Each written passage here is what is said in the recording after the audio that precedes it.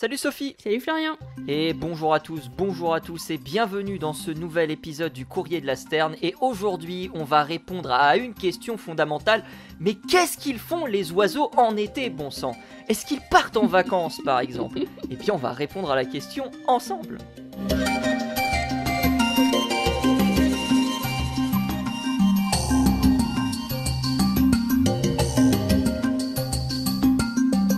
Comment ça va Sophie? Eh ben ça va très très bien. Et alors tu es en vacances du coup? Alors moi non, là pour tout te dire je suis en train de préparer une conférence sur les grues, voilà, c'est super intéressant, j'ai appris plein de trucs, j'ai travaillé sur la migration et demain on continuera notre travail sur les éoliennes, puisque il faut parler un petit peu de l'impact que peut avoir les éoliennes sur les grues, bien que ce ne soit pas les oiseaux les plus fortement impactés par ces infrastructures. Par ces infrastructures, exactement. J'imagine à cause peut-être de la hauteur des éoliennes par rapport à l'altitude à laquelle elles migrent. Absolument, c'est totalement ça. C'est plus des oiseaux de petite altitude. Bizarrement, l'oiseau le plus frappé par les éoliennes, c'est le roitelet à triple bandeau. Et j'aurais pas cru. Je pensais que ça allait être un autre oiseau, un rapace ou quelque chose comme ça. Mais non, c'est le roitelet à triple bandeau qui est le plus victime du rotor des éoliennes. Voilà. C'est terrible ça. C'est terrible. Mais on va pas parler de ça. Quoique, il va peut-être y en avoir un petit lien, puisque moi je vais parler des oiseaux qui font quoi en été du coup, parce que c'est une question qui m'est souvent posée. Et toi tu vas nous parler de quoi? Ben moi je vais parler des réseaux sociaux, tu vois, on aborde des tonnes de sujets différents dans ce podcast, c'est incroyable. Incroyable. Et l'ornithologie ça mène à tout. Chaque semaine on découvre un nouveau pan, la semaine prochaine rendez-vous pour parler électronique. Allez. Dans le monde des oiseaux. Et on en a déjà parlé, tu te souviens? C'est vrai. Birds on Trail. C'est vrai, absolument. Les drones oiseaux. Absolument, et justement, j'ai eu l'occasion de faire une publication sur ces fameux pigeons parce que la question est revenue sur les réseaux. À se dire, mais attendez, mais du coup, on ne voit jamais de jeunes pigeons. On en avait parlé dans cet épisode, effectivement, du Courrier de la Sterne. Puis j'aurais pu parler aussi d'un jeu vidéo qui a été développé grâce à un oiseau. Alors, c'est une histoire toute mignonne. C'est bien, on est en train de faire tout sauf l'épisode. Cette semaine, chers auditeurs, vous avez un petit feedback de tout ce qu'on a pu lire en plus. Voilà. C'est ça, exactement. Le Courrier de la Sterne, effectivement, il faut faire des choix à un moment donné. Hein. Et donc, il y a un développeur français qui s'appelle Kevin Sillam, que je salue, et qui développe un jeu qui s'appelle Linkito, qui est d'ailleurs sorti. Et la particularité de son jeu, c'est qu'elle parle en fait d'une infrastructure technologique nommée Albatros Tech. Et c'est un jeu de puzzle, donc il faut résoudre des puzzles à base de câbles et d'électricité. Et l'opposé d'Albatros Tech, qui sont donc les méchants Albatros Tech, ce sont un groupe qui s'appelle le groupe des colibris, je crois, qui n'est pas représenté par un colibri, mais qui est représenté par un oiseau, un moineau domestique. Qui a été possédé par Kevin, qui l'a élevé et qui a eu l'occasion de vivre avec lui pendant 5 ans. C'était une femelle, voilà. Donc, ça devait être une super expérience. Oui, ça devait être une super expérience. Bon après, voilà, ça n'aurait pas forcément fait un épisode du Courrier de la Sterne, mais ça vous donne un petit peu un aperçu de ce qu'on pourrait... Quand même. De ce qu'on aurait pu avoir comme petites infos. Et moi, ça me permet de gagner du temps parce que mon sujet n'est pas très long aussi. T'es intéressé en fait, c'est ça. Alors, exactement. Alors, pourquoi les oiseaux, ils sont pas présents en été? Est-ce que les oiseaux prennent l'autoroute pour partir à la plage? Est-ce que les oiseaux vont à la montagne? Est-ce que les oiseaux vont dans d'autres pays? Tant de questions que les gens se posent. Alors rassurez-vous, les oiseaux ne partent pas en vacances, pas encore, hein, ça s'appelle la migration, si on peut appeler ça des vacances. Si on veut, oui. Effectivement. Alors, concrètement, il y a beaucoup de choses qui expliquent le fait que les oiseaux soient assez silencieux pendant ces périodes estivales. La première des raisons, elle est assez simple, c'est qu'on s'occupe encore des petits. Voilà, et encore des petits qui ont besoin d'être nourris. Il y a parfois ce qu'on appelle des pompes de remplacement qui sont réalisées lorsque la première pompe ne fonctionne pas, lorsqu'il y a un problème, lorsque il y a par exemple un prédateur qui s'est attaqué à cette ponte, lorsque la nourriture devient insuffisante. Eh bien, on met un terme justement, enfin moi je suis pas un oiseau, mais les oiseaux mettent un terme à cette première nidification et vont réaliser un petit peu plus tard, quand les conditions seront favorables, eh bien ce qu'on appelle une pompe de remplacement. Et cette pompe de remplacement, eh bien, elle peut être assez tardive, ce qui fait qu'au mois de juillet, au mois d'août, on a encore des jeunes eh bien, qui sont nourris par leurs parents. Et bien évidemment, l'objectif, c'est de rester le plus silencieux possible lorsque vous nourrissez vos enfants, puisque sinon vous attirez les prédateurs, et donc eh bien, on a beaucoup moins eh bien, de chants et autres cris qui sont entendus dans la nature. Donc ça c'est une première logique. Il y a d'autres choses qui émanent, qui sont un petit peu en lien finalement avec ce qu'on a dit par rapport aux pompes de remplacement. C'est par rapport aux conditions climatiques. Puisque les conditions climatiques peuvent faire échouer justement une première ponte, hein, s'il y a par exemple trop d'inondations ou autre. C'était le cas notamment en Angleterre où on a eu des effondrements catastrophiques lorsque l'Angleterre a été frappée par des inondations terribles en 2013, je crois chez les martinets noirs, où vraiment on a eu des nidifications absolument lunaires. Et donc on a par l'effet de la sécheresse des oiseaux qui ont tendance à bouger beaucoup moins, à se déplacer beaucoup moins, à chanter beaucoup moins, en un mot, à beaucoup moins dépenser d'énergie. Et donc, eh bien, ces oiseaux sont beaucoup plus, calmes. Et puis, on a aussi la recherche de nourriture qui se fait ailleurs. On a des espèces, évidemment, qui restent en petits groupes. Hein. Moi, j'ai un groupe de moineaux domestiques, par exemple, dans mon jardin. J'ai un groupe d'étourneaux qui est quelques quartiers plus loin. Mais on a aussi eh bien, des oiseaux qui se déplacent de manière un petit peu plus solitaire. Et donc tout ça va participer aussi à faire en sorte que tout cela eh bien, devienne de plus en plus silencieux. Et puis, on a tendance à l'oublier, mais on a aussi des départs en migration en été. Début août et même mi-août, vous allez commencer à voir des espèces qui vont partir de migration. On a parlé du martinet noir dans un précédent épisode du Courrier de la Sterne, on vous invite à aller le voir, mais ça concerne également la pie-grièche, qu'on a également évoqué, mais ça fait très longtemps dans le Courrier de la Sterne, c'est un des tout premiers épisodes qu'on avait évoqué, on avait fait un spécial pie-grièche avec un monsieur de la LPO Héros qui s'appelle Denis Ray, et qu'on vous invite évidemment à aller écouter si jamais vous voulez en savoir plus sur cet oiseau qui empale ses proies, ce qui est quand même assez incroyable quand on y pense. Mais voilà, on a des oiseaux comme ça qui ont déjà entamé ce qu'on appelle la migration automnale ou la migration post-nuptiale, puisque c'est une migration qui a lieu après la période de reproduction et de nidification. C'est pour ça qu'on l'appelle post-nuptiale, et à l'inverse, la pré-nuptiale aura lieu avant cette période de nidification, et dans ce cas on sera sur des périodes s'échelonnant entre février et avril, voire mai pour certaines espèces. Mais voilà, on a déjà des oiseaux qui commencent à partir, ça va s'accélérer au fur et à mesure du temps. Martinet noir comme je l'ai précisé, on a aussi du rouge-queue à front blanc qui part un petit peu tôt, le coucou gris aussi qui est parti.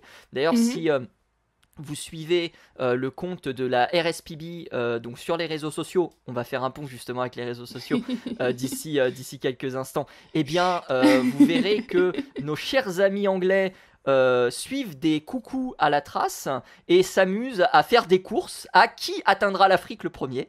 Voilà, donc on vous invite à aller voir, ça. On s'amuse comme on peut. On s'amuse effectivement comme on peut en tant qu'ornithologue. On est des vrais déconneurs, attention, ça rigole complètement. pas. Mais voilà, tout ça pour dire qu'on a aussi des migrations qui commencent à se faire. Et puis, il y a un truc fondamental qu'on ne doit pas oublier, bien sûr, c'est le fait qu'on ait beaucoup moins d'espèces d'oiseaux. Je rappelle qu'en France, on a environ 30% des effectifs qui se sont effondrés en l'espace de 50 ans. C'est une chute qui continue à s'accélérer par plein de raisons qu'on évoque et qu'on a déjà évoquées dans le courrier de la Sterne. Et donc ça aussi, eh bien, ça participe au déclin, au fait qu'on n'ait plus justement de la possibilité d'entendre les oiseaux en été. Voilà un petit peu pour les quelques caractéristiques caractéristiques et les quelques explications sur pourquoi les oiseaux sont beaucoup moins présents, beaucoup plus silencieux. Alors on a encore des oiseaux qui chantent, hein. On peut avoir du rouge-gorge familier qui peut défendre son territoire. Moi j'ai les tourterelles et les pigeons qui s'en donnent à cœur joie là sur les toits de mes voisins d'en face. Donc voilà, on a encore des oiseaux qui chantent à cette période, mais c'est beaucoup moins fréquent, beaucoup moins présent. Et tous ces facteurs, plus d'autres qui sont un petit peu plus minoritaires, contribuent justement au fait que les oiseaux soient beaucoup moins présents en été. Eh ben, mais alors peut-être que je suis pas sûre de comment ça s'est passé les années précédentes, mais en tout cas moi cette année, pour cette période estivale, parce que j'étais en France donc en juillet, j'ai trouvé quand même qu'il y avait beaucoup plus d'oiseaux que d'habitude, comparé à l'année dernière par exemple. L'année dernière j'avais fait un peu moins d'observations, et cette année, écoute, j'ai trouvé qu'il y avait quand même un sacré paquet d'oiseaux qui étaient, pourtant on a un jardin qui est pas si grand que ça non plus, là où je pars dans ma famille, et pourtant des observations de tas de bestioles, vraiment, tous les jours. Alors j'étais assez étonnée, et on entendait les chants d'oiseaux de partout, hein, ça s'arrêtait vraiment pas. Et c'est la première année depuis un moment que ça m'arrive, ce genre d'observation, et j'en étais très heureuse. Je pense que les conditions climatiques doivent en partie expliquer le fait qu'on ait un assez grand nombre d'oiseaux cette année. C'était déjà le cas l'année dernière où on avait constaté que les conditions climatiques avaient été particulièrement favorables aux oiseaux, puisqu'on avait eu des températures qui étaient, on va dire, dans les normes de saison, ce qui avait permis justement à ces animaux de pouvoir, comment dire, un petit peu plus avoir de nourriture, de disponibilité en nourriture et autres. Donc je pense que la météo a dû jouer un assez grand rôle là-dessus. Après, je t'avoue, je ne connais pas du tout le secteur. C'est Montpellier, c'est ça, si mes souvenirs sont bons. Donc Oui. faudrait corroborer avec d'autres observations d'ornithologues de là-bas, donc la LPO Héros notamment. On revient du coup à notre épisode sur la pie-grièche, mais ça pourrait effectivement être une explication, mais peut-être qu'effectivement c'est aussi le constat qu'ont réalisé d'autres ornithologues. Comment dire, dans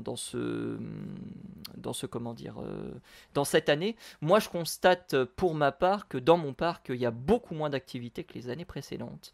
Vraiment, cette année, je me balade en août. D'habitude, je croise quelques spécimens assez intéressants. Ça chante encore un petit peu. Là, c'est vraiment le silence, quoi. C'est vraiment la première fois que je vois ça. Pourtant, le parc n'est pas spécialement plus touché que ça. Alors, il y a eu un petit peu d'arbres qui ont été enlevés parce qu'ils sont touchés par une maladie. Donc, on est obligé, parce que c'est un parc public, d'enlever ces arbres. Sinon, ils vont tomber éventuellement sur des personnes. Donc, on est obligé de se débarrasser de ces arbres. Mais en tout cas, le parc est géré de façon plus ou moins naturelle. Cette année, franchement, c'est le néant. Vraiment, je ne sais pas expliquer ce qui se passe. Mais peut-être que ça reviendra l'année prochaine. Peut-être qu'en hiver, on aura des choses incroyables. Moi, il y a 2 ans, j'ai eu la chance d'avoir des grives movis et des grives musiciennes par paquet de 12. Cette année, j'en ai eu 3-4 et encore, je suis gentil. Donc voilà, c'est dépendant.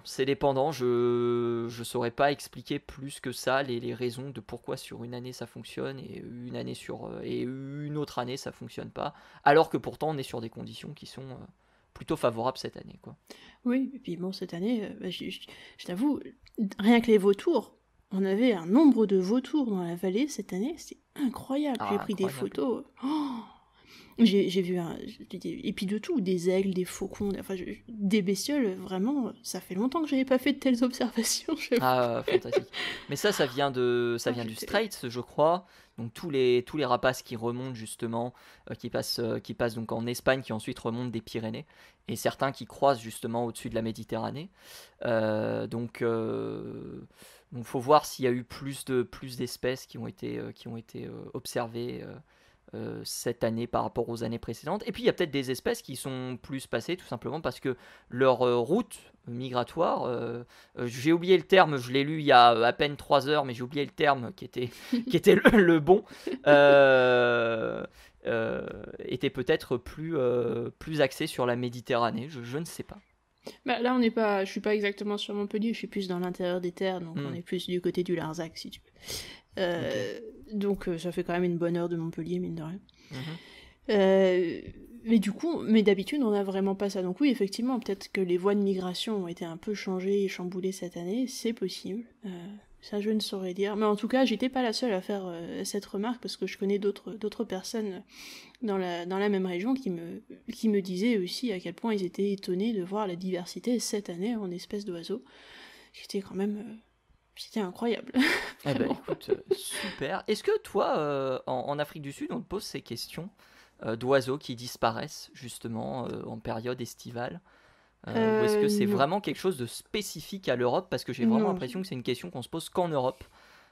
Oui, non, chez nous, on ne se la pose pas trop en Afrique du Sud parce que en période estivale, on a quand même encore beaucoup d'oiseaux. Hein. C'est vraiment pas du tout le même type de climat, c'est vraiment pas du tout le même type de fonctionnement pour les espèces qui sont là. On a beaucoup d'espèces qui restent résidentes une bonne partie de l'année.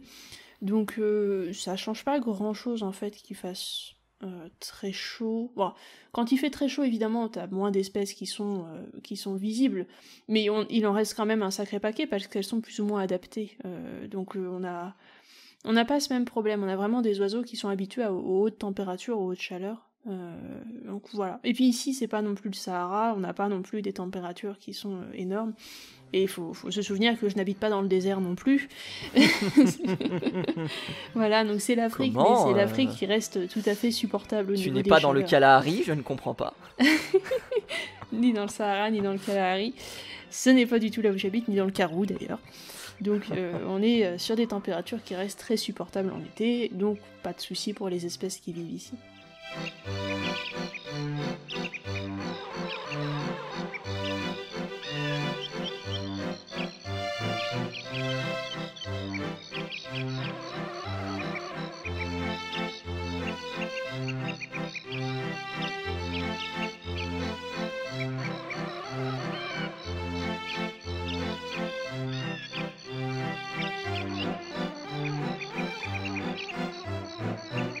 Sophie, oui. Nous allons désormais parler de J'ai l'impression d'être interrogée, c'est terrible ça.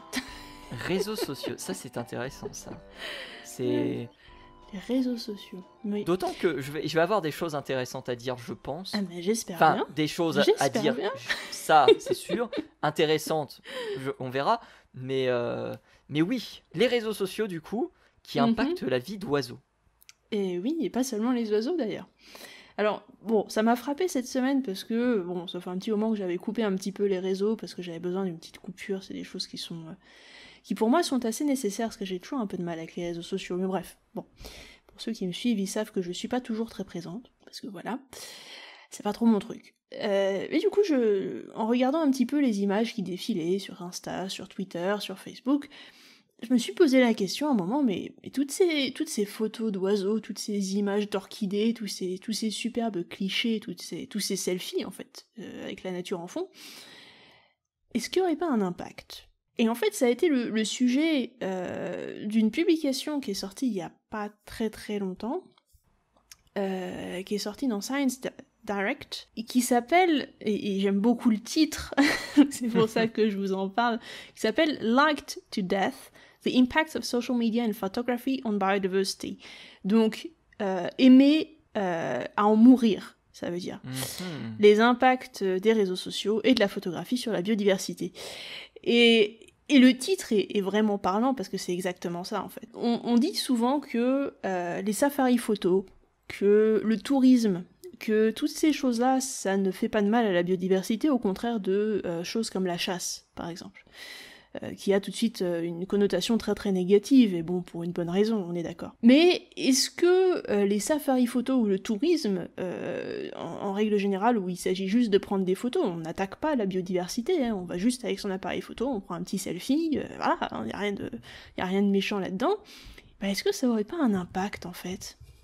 Et cette publication est très intéressante parce que justement elle montre que oui, il y a un impact, et il n'y en a pas qu'un seul, et c'est pas des moindres. Alors, imaginez-vous, vous êtes un petit oiseau en Chine, vous êtes ce qu'on appelle un garrulax de Courtois. Alors, je sais pas si vous connaissez le garrulax de Courtois, je sais Florian que toi tu connais les garrulax, mais peut-être pas celui-là. Alors les garrulax, je ne connais pas celui-ci. Tu connais pas celui-là? Eh ben, il va falloir que tu regardes parce que il a des couleurs absolument fantastiques. Il a une tête avec un masque noir. Le dessus de la tête est bleuté. Il va virer vers une sorte de vert, et ensuite du brun sur le dos. La gorge est d'un jaune pétant. Et le ventre est aussi bien jaune, avec les ailes et la queue qui sont dans les noirs bleus. Donc on est vraiment sur un oiseau avec des couleurs absolument fantastiques. On est sur un oiseau qui ressemble un peu à la mésange, je trouve, de dos. Un petit peu, c'est vrai. Exactement. Et peut-être un peu de jet aussi sur... dans la forme générale, face. Oui. Ouais, oui. Sur la face. Ouais. Et sur le bec surtout. Hein. Ouais. Absolument. C'est ça. Et donc on est sur un petit oiseau qui est très très mignon, mais malheureusement un petit oiseau qui est en voie d'extinction. Alors, comme de nombreuses espèces d'oiseaux avec des couleurs très vives, en fait c'est un oiseau qui est un peu victime de son succès. C'est-à-dire que ça fait des photos superbes. Avoir ça en arrière-plan ou prendre une photo avec un petit oiseau avec plein de couleurs tout de suite sur les réseaux sociaux, ça fait quoi? Ça fait des likes sous la photo, ça fait des gens qui viennent voir la vidéo ou la photo en question, et puis ça fait de la renommée sur les réseaux sociaux. Donc ce qui va se passer, c'est que pour ce petit oiseau, comme pour plein d'autres espèces qui sont dans la nature et qui parfois ont du mal à survivre, on va essayer de les rechercher activement pour pouvoir poster la photo qui va faire bien sur ces réseaux sociaux, qui pouvoir poser le cliché qui va nous rendre célèbres sur les réseaux sociaux et augmenter notre fanbase. Et le problème avec cette technique-là, c'est que ce petit garrulax, il en a un peu fait les frais. Alors déjà, il faut savoir que cet oiseau-là était, à cause de l'activité humaine, comme d'habitude, en danger critique d'extinction. Sauf que ça s'est pas amélioré, parce que à cause des réseaux sociaux et de notamment tous ces gens qui veulent prendre des superbes photos dans l'environnement naturel dans lequel évolue cet oiseau-là, en fait on a destruction de son habitat. Alors destruction de son habitat comment? Déjà en s'y baladant, on finit par écraser des fleurs, des machins, des orchidées, des tas de trucs qui sont dans le coin, qui sont parfois des espèces protégées aussi, et qu'on détruit malheureusement sans le savoir, sans compter tout ce qui est insectes, etc. Mais aussi, surtout, on va le déranger, l'animal. C'est-à-dire que ce sont souvent des animaux qui sont assez timides vis-à-vis de l'humain, et qui n'aiment pas trop qu'on s'approche de leur nid, qui n'aiment pas trop qu'on vienne les déranger pendant la journée, ou qu'on soit proche d'eux, tout simplement. Donc on va, simplement en allant se balader là où ils sont, on va les déranger dans leurs habitudes alimentaires, donc c'est-à-dire qu'on va peut-être les empêcher d'aller attraper telle ou telle bestiole pour se nourrir, vu qu'on va les déranger à ce moment-là, ils vont s'envoler au lieu d'attraper la chose en question. On va les déranger dans leur processus de nidification, parce que on va faire un peu de bruit et ils vont abandonner la nichée, ou bien ils vont abandonner le site en question, sur lequel ils avaient commencé à construire un nid, par exemple.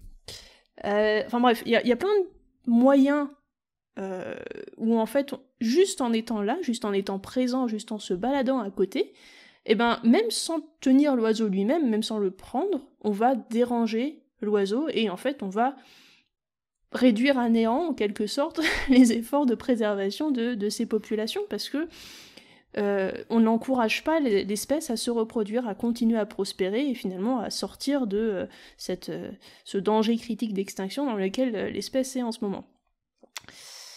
Et en plus, cet oiseau et certains autres aussi sont des animaux qui sont capturés pour le marché des animaux de compagnie, les NAC, qu'on connaît bien malheureusement. Et c'est des animaux qui vont être vendus sur les marchés, c'est des animaux qui vont aussi être utilisés pour faire des photos avec des touristes qui savent pas forcément d'où l'animal vient. Enfin bref, on est sur aussi des choses qui sont un petit peu du braconnage. Ça, faut pas l'oublier non plus. Donc en fait, cet article met en lumière en fait tous les moyens par lesquels nous, simplement en voulant prendre une superbe photo d'un oiseau dans la nature, on a dérangé plein d'espèces en même temps, et puis on est bien en peine en fait de récupérer les problèmes qu'on a nous-mêmes semés sur ce site qui normalement est un site naturel. Et ça c'est quelque chose dont souvent on se rend pas compte. Alors on voit des superbes photos passer sur les réseaux sociaux, on voit des selfies, on voit des machins, des oiseaux aux couleurs fantastiques, mais en fait on se rend pas compte que pour prendre cette photo, eh ben, il y a plein de choses sur lesquelles on a été obligé de marcher, il y a plein de choses qu'on a certainement dérangées, il y a plein de conséquences à notre présence sur place. Et cet article-là met vraiment bien en lumière. Tu as totalement raison. Et c'est beaucoup de choses dans l'éthique de l'ornithologie qui évoluent depuis une dizaine d'années, je dirais. Il y a ce qu'on appelle les birding tours. Je ne sais pas si, Sophie, tu as eu l'occasion d'en voir, parce que je sais qu'en Afrique du Sud, c'est pas mal organisé. Oui, il y en a beaucoup. Eh bien, les birding tours, qu'est-ce que c'est? En fait, c'est en gros, vous payez pour aller sur un petit voyage d'une semaine dans un pays, et votre objectif, c'est d'aller voir des oiseaux. Ouais. Le pire de ces birding tours, c'est les birding tours qui sont organisés en Antarctique, parce qu'on a des birding tours qui sont organisés en Antarctique. Donc il y a des bateaux qui sont affrétés, je crois que c'est depuis la ville d'Ushuaïa. Et ensuite, ces bateaux traversent justement tout le restant de l'océan Atlantique jusqu'à l'Antarctique, pour justement que les gens puissent réaliser leurs photos de manchots. Ce qui est triste quand on y pense. Hein, c'est, Et il y a un truc aussi dans le monde de l'ornithologie qui s'appelle le Big Ear, qui est en gros...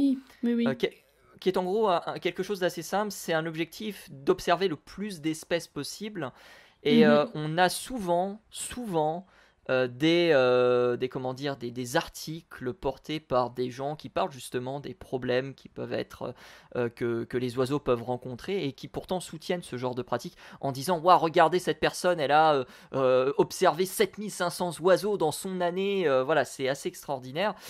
Sauf qu'en réalité, il y a énormément de problèmes là-dessus, et notamment le fait que on soit pas aussi clean en termes comment dire, de moyens de se déplacer, parce qu'il faut prendre l'avion, parce qu'il faut prendre le bateau, etc.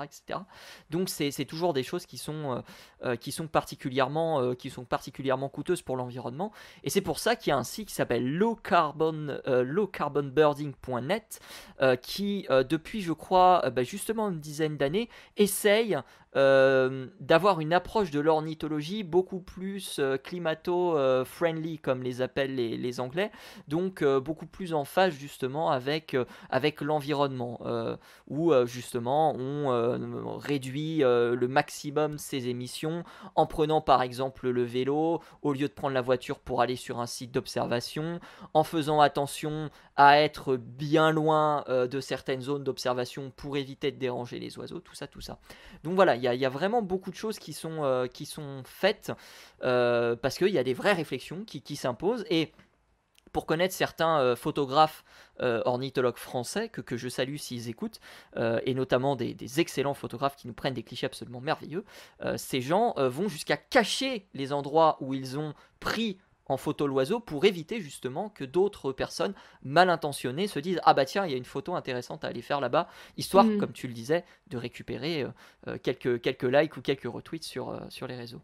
Exactement, et c'est bien que tu mentionnes ça, parce qu'effectivement, l'un des problèmes que les auteurs notaient dans l'article, c'est notamment, alors là c'est plus sur des oiseaux, c'est sur des orchidées cette fois-là. Les photos d'orchidées, ce sont des choses qui sont très très en vogue sur les réseaux sociaux notamment, mais le problème c'est que les coins à orchidées, c'est comme les coins à champignons, et les gens en fait s'arrachent les noms de ces endroits-là pour y aller eux-mêmes et pour prendre la photo qu'ils vont poster sur les réseaux sociaux. Et en fait, on se rend compte que ces sites à orchidées, qui du coup, normalement sont des endroits assez reculés, et ben ce sont des endroits qui sont très très très visités, et plus il y a de passages, plus il y a de destruction. Même si on fait attention, on finit toujours par détruire quelque chose, sans compter évidemment toute la pollution, avec tous les déchets qui sont laissés sur place, parce que des fois il y a des gens qui sont pas très très soigneux. Exactement. Voilà.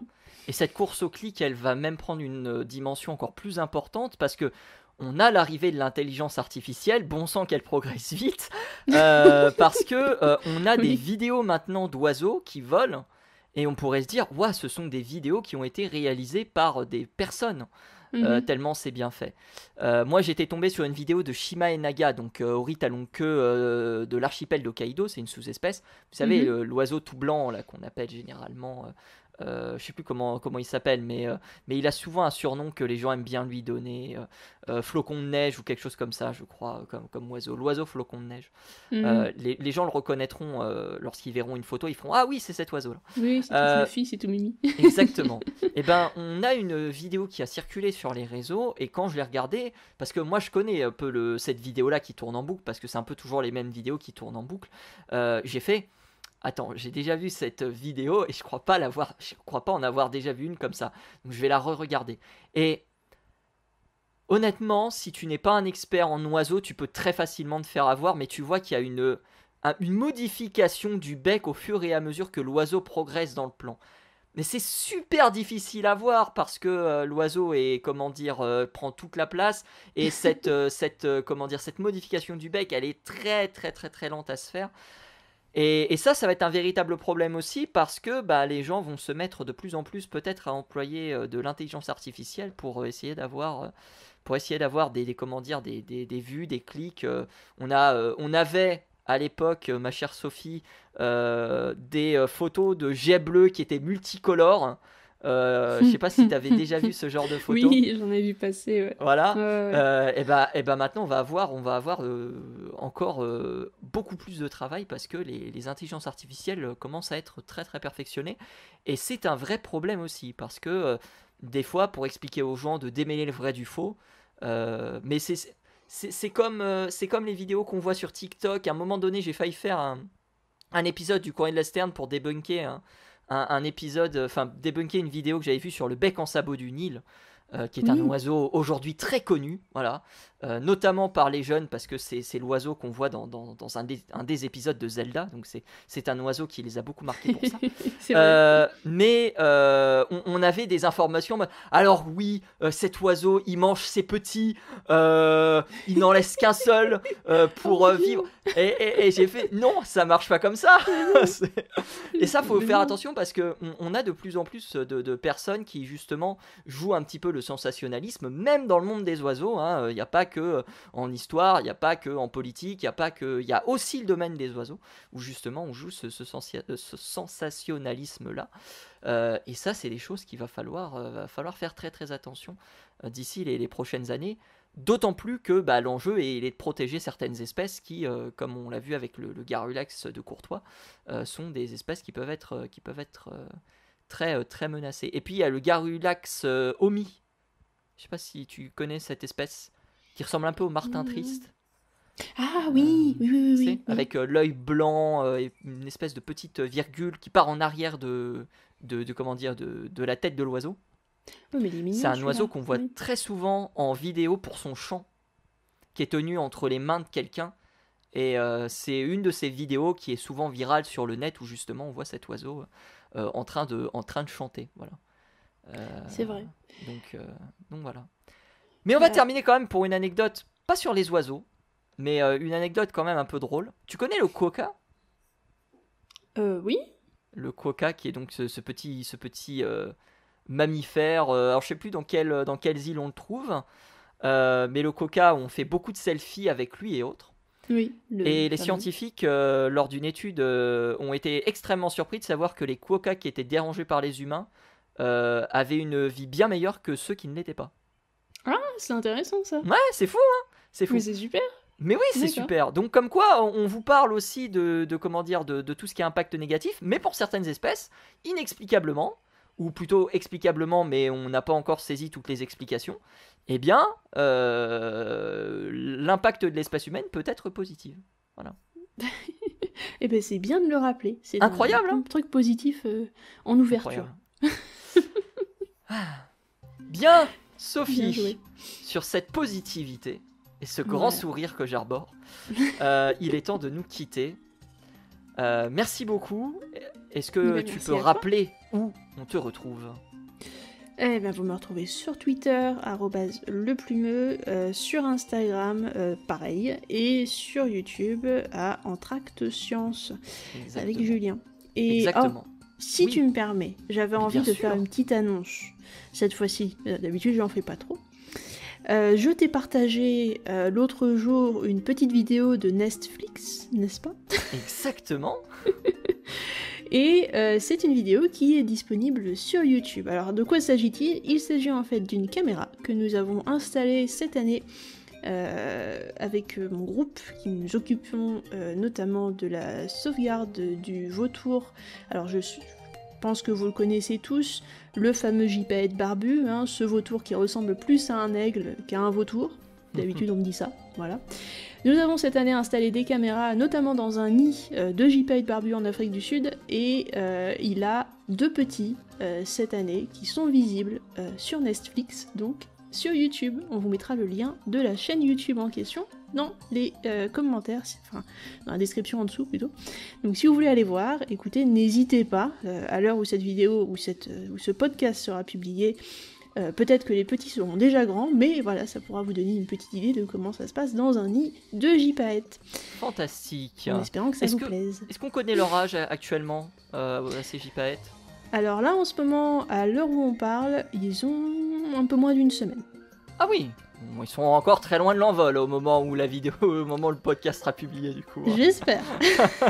Si on ne tarde pas trop. Voilà, n'hésitez pas donc à aller voir le premier épisode de Netflix. C'est comme quoi on vous dit que les ornithologues sont drôles, les gens nous disent oui mais non, mais si. On s'amuse, écoute, il faut bien s'amuser. Exactement. La vie est trop triste pour la prendre au sérieux. Si justement cet épisode vous a plu, eh bien n'hésitez pas à le partager, n'hésitez pas également à écouter les précédents épisodes du Courrier de la Sterne. Il y en a quelques-uns qu'on vous a mentionnés dans cet épisode, mais il y en a d'autres évidemment si vous voulez bien évidemment nous retrouver pour parler d'autres choses au niveau des oiseaux. On est sur Spotify, on est sur Deezer, on est sur Apple Podcast, on est sur YouTube et vous êtes de plus en plus nombreuses et nombreux à écouter le Courrier de la Sterne, on vous en remercie. À la semaine prochaine, salut à tous, salut à toutes. À plus.